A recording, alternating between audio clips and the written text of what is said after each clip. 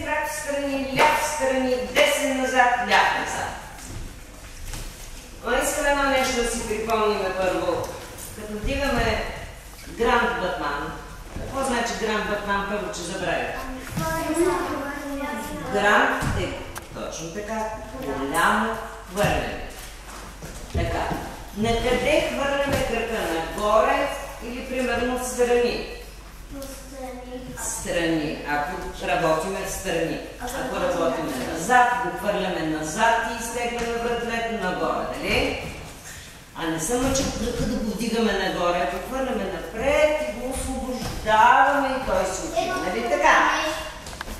Моля? Точно така. Айде да втори да видим как ще стане. После ще направим и напред.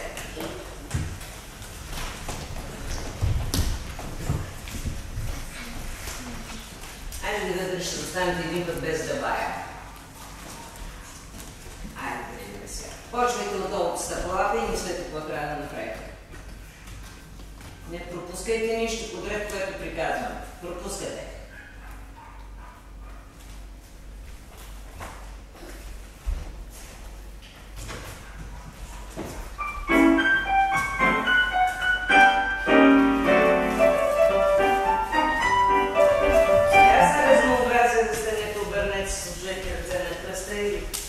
Само 20 сутета ще направим. 20 само този път. И преди, айде не след сутета, защото тогава малко ще ви влезе мозъчето в главата да разберете защо ще правим сутета. Аз разбрах. Разбрах ли защо? За някой го изкара така. Не някой. Почти никой не се извади какво от тебе. Почти никой не се извади. Стегнат крак, стегнат крак, стегнат крак.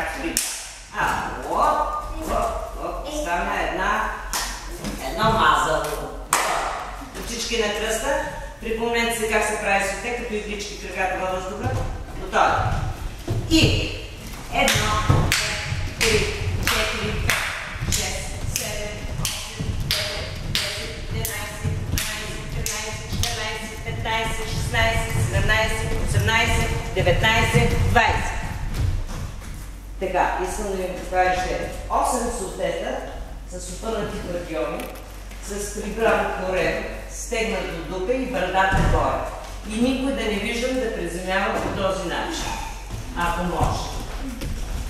Готово. Дупето е върху петите, да поскочим. Петите са напред и са под тялото. Дъга не ви карам да правим. Готово. 8 както трябва, защото още ще направим. И 1, 2, 3, 4, 5, 6, 7, 8. Опрени се предел на вида. Що не го повече трябва въздуха? Скача още 8. Готово. И 1 опъвай, 2, 3. Опъвай си пределма. Охя. И ти скачаш само, че 2 ютии съм ти закачила. И почва да се настъпваш оттам, защото ти не знаеш за какво става. Просто се ударя.